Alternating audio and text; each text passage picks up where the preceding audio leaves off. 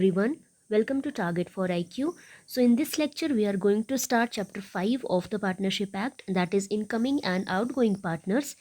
इसके previous lecture में हमने देखा section 30 which was relating to the minor's position in a partnership act.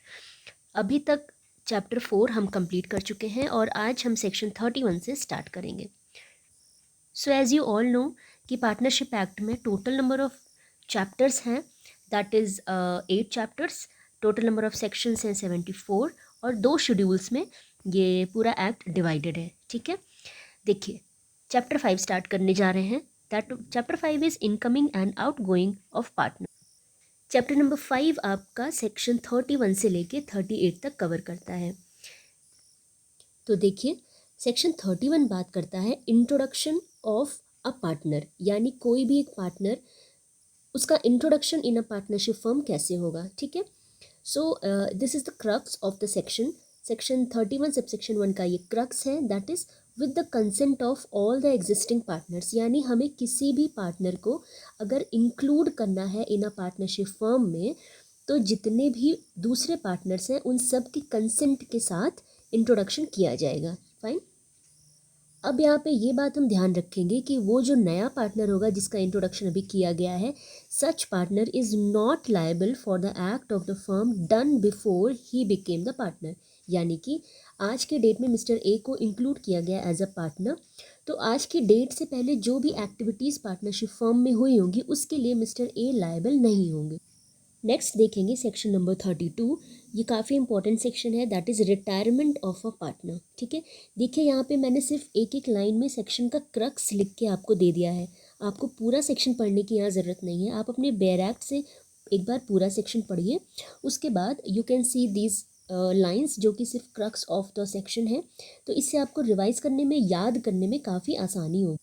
तो देखिए जिस तरह से इंट्रोडक्शन ऑफ अ पार्टनर में सारे अदर पार्टनर्स की कंसेंट रिक्वायर्ड थी, उसी सेम प्रोसेस में जब किसी पार्टनर का रिटायरमेंट होता है तो वो जितने भी अदर पार्टनर्स हैं उनकी कंसेंट के साथ होगा. तो फर्स्ट पॉइंट आपको क्या याद रखना है, that in retirement of a partner consent of the other partners is also required.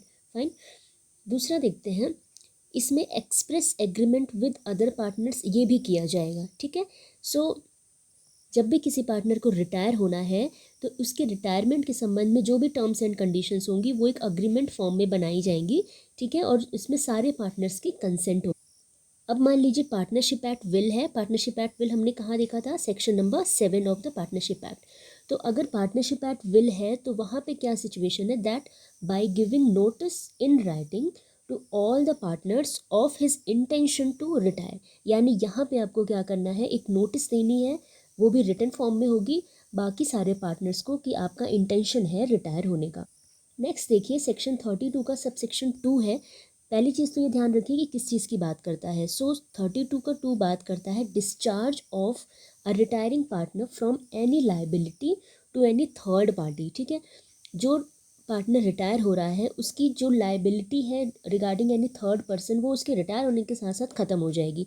पर इसका एक प्रोसेस होता है, कैसे, how, by an agreement made by him with the third party and the partners of the reconstituted firm. यानी liability तो उनकी ख़त्म ज़रूर होगी लेकिन उसके लिए उनको एक अग्रीमेंट बनाना पड़ेगा, किसके साथ साथ, other partners of the firm and with the third party as well. देखिए ये चीज़ क्यों इंपॉर्टेंट हो जाती है अब आपको पता चलेगा सेक्शन 32 के सबसेक्शन 3 में. देखो ये कहता है नॉट विद स्टैंडिंग, ये एक नॉट विद स्टैंडिंग क्लॉज है. क्या कहता है, notwithstanding retirement of a partner he and the partners continue to be liable as partners to third parties. देखिए थर्ड पार्टी कोई अगर है उसको क्या फ़र्क पड़ता है कि अब आप पार्टनरशिप में एज अ पार्टनर वर्क कर रहे हैं कि नहीं. जो भी दायित्व आपके रहेंगे आपके लिए, जिस भी तरह से वो आपके पास आ सकते हैं, they will continue to come. लेकिन क्योंकि आप तो रिटायर हो चुके हैं ना, तो अब आपकी कोई खास लाइबिलिटी बनती नहीं. बट थर्ड पार्टी को पता कैसे, तो थर्ड पार्टी को पता ऐसे चलेगा, ये यहाँ पे दिया है. अगर नहीं आपने किया ऐसा, यानी पहले तो देख लेते हैं क्या कंडीशन है. जब तक आप पब्लिक नोटिस नहीं देते हैं ऑफ योर रिटायरमेंट, यानी आप रिटायर हो गए हैं तो उसका पब्लिक नोटिस दीजिए.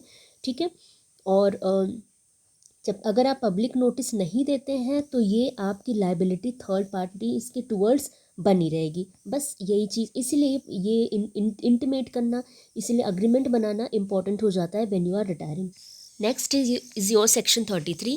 पहली चीज़ तो ये ध्यान रखिए सेक्शन 33 किस चीज़ से डील करता है। So it deals with expulsion of a partner, ठीक है।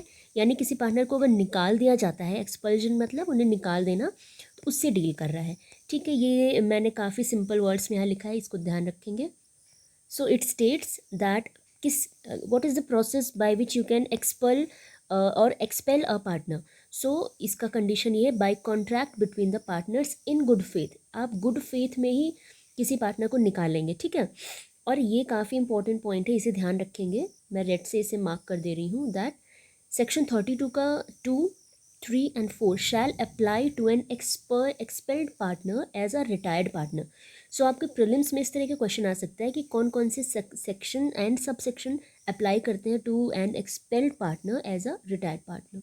Next is your section 34। पहली चीज़ ये ध्यान रखना है किस चीज़ से डील कर रहा है, तो section 34 deals with insolvency. Section 34 sub section 1 क्या कहता है, partner is adjudicated as an insolvent. तो कोई एक पार्टनर है जिसको एडजुडिकेट कर दिया गया, यानी ये घोषित कर दिया गया कि वो एक इंसॉल्वेंट है। Now he ceases to be a partner on the date on which the order of adjudication is made, ठीक है। ये चीज़ इंपॉर्टेंट है, आपको ये ध्यान रखना है कि किस डेट से वो सीज कर जाता है as a partner. So on the date on which the order of adjudication is made, ठीक है। ऐसी सिचुएशन में फर्म डिज़ोल्व हुई है या नहीं हुई है ये इममटीरियल है, यानी इससे कोई फ़र्क नहीं पड़ता है। अगर आप एज अ पार्टनर्स अब आप पार्टनरशिप फर्म के पार्टनर नहीं रहे हैं, आप घोषित किए जा चुके हैं by court that you are an insolvent. So जिस डेट को कोर्ट ये घोषित करेगी उस डेट से आप एज एन इंसॉल्वेंट कंसिडर किए जाएंगे।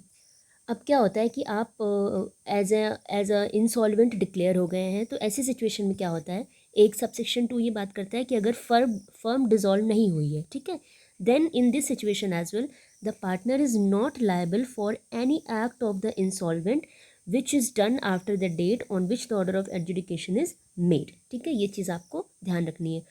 नेक्स्ट देखते हैं सेक्शन नंबर 35। ये इम्पॉर्टेंट है इस संदर्भ में कि पहले ये ध्यान रखिए, सेक्शन 35 में कहता है लाइबिलिटी ऑफ स्टेट, यानी जो प्रॉपर्टी है ऑफ अ डिसीज्ड पार्टनर। अब कोई पार्टनर है जिसकी डेथ हो गई है, तब उस सिचुएशन में जो उसकी उसकी प्रॉपर्टीज़ हैं, जो उसका स्टेट है, उसकी क्या लाइबिलिटी होगी।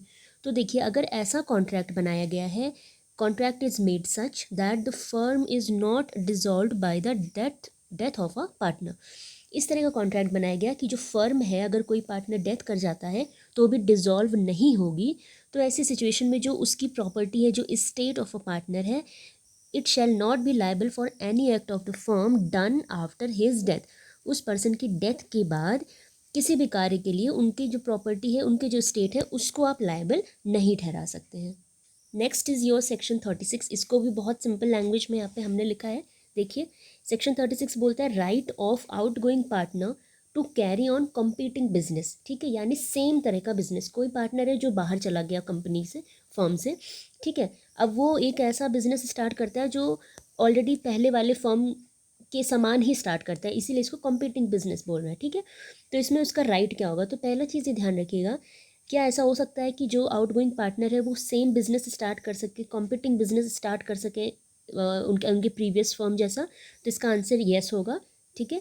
ये यहाँ पे लिखा हुआ है that yes an outgoing partner can carry on a competing business, लेकिन उस पर कुछ रेस्ट्रिक्शंस हैं। रेस्ट्रिक्शंस क्या है, can not use the firm name, ठीक है, फर्म का नाम यूज़ नहीं करेंगे, अब नाम उनका अलग होना चाहिए।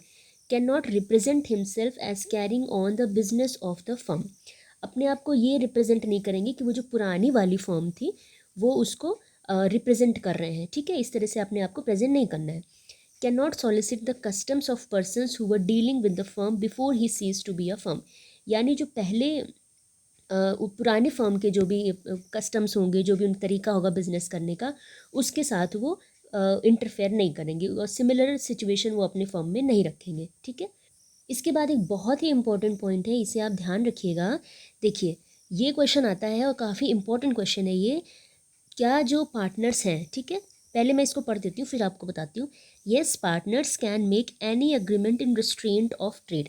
देखिए, कॉन्ट्रैक्ट एक्ट में हमने पढ़ा है सेक्शन 27 में कि अगर इन रिस्ट्रेंट ऑफ ट्रेड हम कोई अग्रीमेंट बनाते हैं तो वो वॉइड होता है, ठीक। लेकिन यहाँ पे एक एक्सेप्शन है, इसका एक्सेप्शन यही है कि जो पार्टनर्स हैं they can make any agreement in restraint of trade, और ऐसा जो अग्रीमेंट है ये वायलेशन नहीं होगा of section 27 Indian contract act.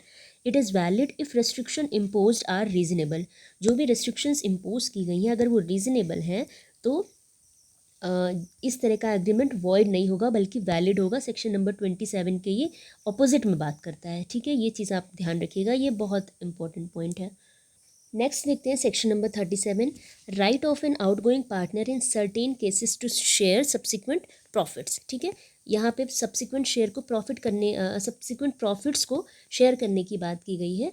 देखिए क्या कह रहा है सेक्शन, आउटगोइंग पार्टनर्स और his state outgoing partners or his estate is entitled at his own option or his representative to share such profits made since he ceases to be a partner। ठीक है, जो भी outgoing partner है या उनके जो state है वो इंटाइटल्ड होते हैं कि वो प्रॉफिट को शेयर कर सकते हैं। ठीक है, देखिए यहाँ पे आउटगोइंग पार्टनर्स कौन होंगे। आउटगोइंग पार्टनर्स वो हो सकते हैं, आपको सेक्शन में एकदम साफ दिया है बेयर एक्ट में, देखिएगा कि जैसे कोई पार्टनर है उसकी डेथ हो जाती है या किसी भी कारण से वो now he ceases to be a partner in the firm. ठीक है, तो वो होंगे आउटगोइंग पार्टनर्स, लेकिन उनके जो अकाउंट्स हैं उनका फाइनल सेटलमेंट अभी नहीं किया गया है और इस पार्टनर से रिलेटेड जो भी शेयर या प्रॉपर्टी ऑफ द फर्म है उसको अभी यूज़ किया जा रहा है इन द फर्म। तो ऐसी सिचुएशन में इसलिए यहाँ पे लिखा हुआ है, आपके दिमाग में कन्फ्यूजन आ सकती है कि इसमें ऐसा क्यों लिखा है कि वो since he ceases to be a partner, जब वो पार्टनर रहेंगे ही नहीं तो वो क्यों शेयर करेंगे प्रॉफिट्स। वो इसीलिए शेयर करेंगे क्योंकि उनके जो अकाउंट्स हैं उनका फाइनल सेटलमेंट नहीं हुआ है और उस पार्टनर का जो भी शेयर था या जो भी प्रॉपर्टीज़ थी इन द फर्म वो उस पर अभी वो एज इट इज़ यूज़ की जा रही है। ठीक है, इसमें एक चीज़ और है, interest that is 6% per annum on the amount of share in the property of the firm.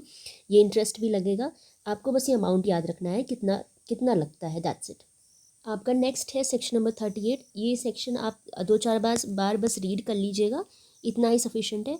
इस किस चीज़ के बारे में बात करते हैं, पहले ये देखें, revocation of continuing guarantee by change in firm. Firm में कोई चेंज आया तो now what is the revocation of continuing guarantee. ठीक है, तो इसमें यह है revoked as to future transaction, क्योंकि फर्म के constitution firm is changed, firm में कुछ भी चेंज आया है।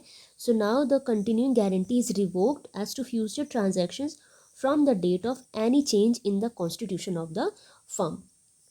तो यहाँ पे हमारा चैप्टर नंबर 5 कंप्लीट होता है, that was from section 31 to 38। Next video में मिलते हैं और उसमें हम chapter number 6 that is dissolution of a firm, इसके बारे में पढ़ेंगे। ठीक है, तो आप अच्छे से यहाँ तक की वीडियोस देखें और कोई भी डाउट हो तो आप कमेंट सेक्शन में कमेंट करके पूछ सकते हैं। मिलते हैं नेक्स्ट वीडियो में, तब तक के लिए थैंक यू सो मच।